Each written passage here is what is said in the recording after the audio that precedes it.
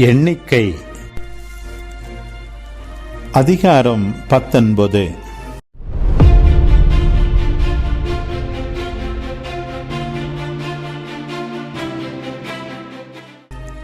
பின்னும் ஆண்டவர் மோசேயிடமும் ஆரோனிடமும் கூறியது: ஆண்டவர் கட்டளையிட்ட சட்ட விதிமுறை இதுவே. பழுதற்ற செங்கிடாரி ஒன்றை உன்னிடம் கொண்டு வரும்படி இஸ்ரவேல் மக்களிடம் சொல். அது குறையற்றதும் ஒருபோதும் நுகம் சுமக்காததுமாய் இருக்கட்டும். அதை நீ குரு எலெயாசரிடம் கொடுப்பாய். அது பாளையத்துக்கு வெளியே எடுத்துச் செல்லப்பட்டு அவன் முன்னிலையில் அடிக்கப்படும். எலெயாசர் தன் விரலினால் அதன் இரத்தத்தில் கொஞ்சத்தை எடுத்து சந்திப்பு கூடாரத்திற்கு முன்புறம் 7 முறை தெளிப்பான். அந்த கிடாரி அவன் முன்னிலையில் சுட்டெரிக்கப்படும். அதன் தோல், தசை, இரத்தம் ஆகியவையும் சாணியுடன் சுட்டெரிக்கப்படும். அப்போது குரு கேதுருக்கட்டை, ஈசோப்பு, கருஞ்சிவப்பு நூல் ஆகியவற்றை எடுத்து எரிக்கப்படும் கிடாரி மேல் போடுவான். பின் குரு தன் உடைகளை துவைத்து தண்ணீரில் குளிப்பான். அதன் பின்னர்தான் அவன் பாளையத்தினுள் வர வேண்டும். அந்த மாலை வரை குரு தீட்டுப்பட்டவனாயிருப்பான். கிடாரியை சுட்டெரிக்கிறவனும் தன் உடைகளை துவைத்து தண்ணீரில் குளிப்பான். அவனும் மாலை வரை தீட்டுப்பட்டவனாயிருப்பான். தீட்டுப்படாத ஒருவன் கிடாரியின் சாம்பலை கூட்டி அதை பாளையத்துக்கு வெளியே ஒரு தூய்மையான இடத்தில் கொட்டி வைப்பான். அது இஸ்ரவேல் மக்கள் கூட்டமைப்புக்கென்று தீட்டகற்றும் தண்ணீருக்காக வைக்கப்படும். அது பாவ நீக்கத்திற்காக பயன்படும். கிடாரியின் சாம்பலை அள்ளி கூட்டுகிறவன் தன் உடைகளை துவைப்பான். அவன் மாலை வரை தீட்டுப்பட்டவனாயிருப்பான். இது இஸ்ரவேல் மக்களுக்கும் அவர்களிடையே தங்கும் அயல் நாட்டவருக்கும் என்றுமுள்ள நியமமாக விளங்கும். மனித பிணத்தை தொடுபவன் எவனும் 7 நாள்களுக்கு தீட்டுப்பட்டிருப்பான். 3ஆம் நாளிலும் 7ஆம் நாளிலும் அவன் தன்னை தண்ணீரால் தூய்மையாக்கிக் கொள்வான். இஞ்ஞனும் அவன் தூய்மையாயிருப்பான். ஆனால் 3ஆம் நாளிலும் 7ஆம் நாளிலும் அவன் தன்னை தூய்மைப்படுத்தவில்லை எனில் அவன் தூய்மை அடையான்.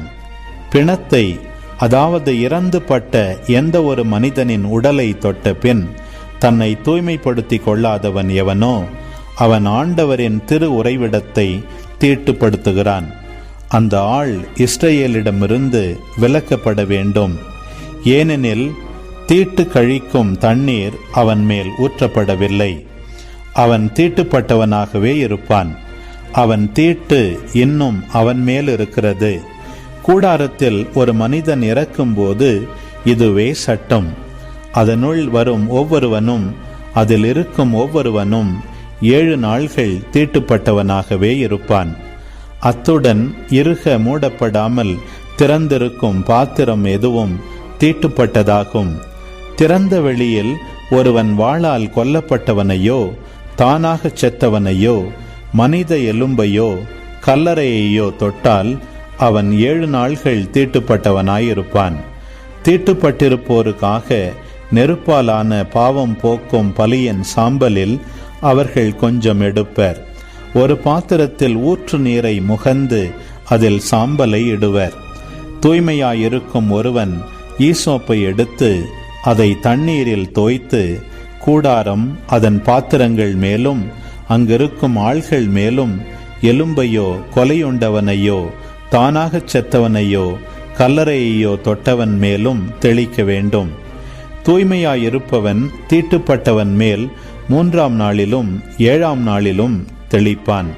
இஞ்ஞனும் 7ஆம் நாள் இவன் அவனை தூய்மைப்படுத்துவான். தூய்மைப்படுத்தியவன் தன் உடைகளை துவைத்து தண்ணீரில் குளிப்பான். மாலையில் அவன் தூய்மையாகிவிடுவான். ஆனால் தீட்டுப்பட்டிருந்தும் தன்னை தூய்மைப்படுத்தாதவன் ஆண்டவரின் திரு உறைவிடத்தை கரைப்படுத்திவிட்டபடியால் சபையிலிருந்து விலக்கப்படுவான். ஏனெனில் தீட்டு கழிக்கும் தண்ணீர் அவன் மேல் ஊற்றப்படவில்லை. அவன் தீட்டுப்பட்டவனாகவே இருக்கிறான். இது அவர்களுக்கு என்றுமுள்ள நியமமாக விளங்கும். தீட்டு கழிக்கும் தண்ணீரை தெளிப்பவன் தன் உடைகளை துவைக்க வேண்டும். தீட்டு கழிக்கும் தண்ணீரை தொடுபவன் மாலை வரை தீட்டுப்பட்டவனாயிருப்பான். தீட்டுப்பட்டவன் தொடுவதெல்லாம் தீட்டுப்பட்டதாகவே இருக்கும். அதனை தொடுபவன் எவனும் மாலை வரை தீட்டுப்பட்டவனாயிருப்பான். அன்பு உறவுகளே, இது உங்களுக்கான நேரம்.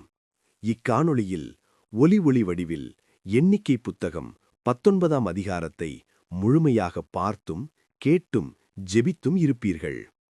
இன்றைய இறைவார்த்தையின் அடிப்படையிலான கேள்வி: குரு, கேதுருக்கட்டை, ஈசோப்பு, கருஞ்சிவப்பு நூல் ஆகியவற்றை எடுத்து எரிக்கப்படும் எதன் மேல் போடுவான்? பதில்களை கமெண்ட்ஸில் பதிவு செய்யவும். இதுபோன்ற வீடியோக்களை தொடர்ந்து காண இந்த வலைதளத்தை சப்ஸ்கிரைப் செய்யவும். மேலும் லைக் கொடுத்து எங்களை ஊக்கப்படுத்தவும். இப்பதிவுகளை மற்றவரோடு பகிர்ந்து ஷேர் செய்து நாளும் திருவிவிலியத்தின் ஒரு அதிகாரத்தை வாசிக்கவும், கேட்கவும், பார்க்கவும் நீங்கள் உதவிடலாம். மீண்டும் அடுத்த காணொளியில் சந்திப்போம். இந்த நாள் இனிய நாளாய் அமையட்டும். இறைவன் உங்களை ஆசீர்வதிக்கட்டும்.